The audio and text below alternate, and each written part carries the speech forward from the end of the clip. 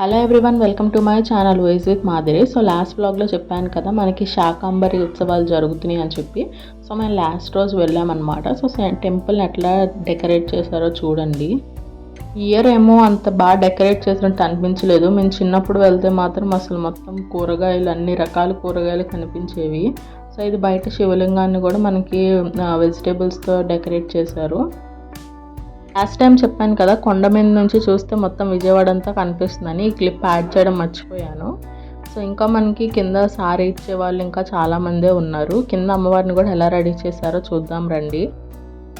So next దర్శనం అయిపోయినాక చాలా డేస్ తర్వాత మేము భోజనానికి వెళ్ళామన్నమాట, అన్నదానానికి. సో అప్పుడే స్టార్ట్ అవుతుంది కాబట్టి అంత రష్గా లేదు. సో అందుకే వెళ్దామని చెప్పి ఇంకా అన్నదానంలో భోజనం చేసాము. సేవ చేయడానికి ఎక్కడెక్కడి నుంచో వస్తున్నారనమాట. సో సేవ వాళ్ళు అండ్ కోలాటం వాళ్ళే ఎక్కువ ఉన్నారు. రష్ చూసారా, అసలు ఏమాత్రం తగ్గలేదన్నమాట. మేము వచ్చిన రోజే బెస్ట్ అనిపించింది. బయటకు వస్తుంటే చూడండి అసలు ఎంతమంది వస్తున్నారో సారెలు తీసుకొని. ఇంకా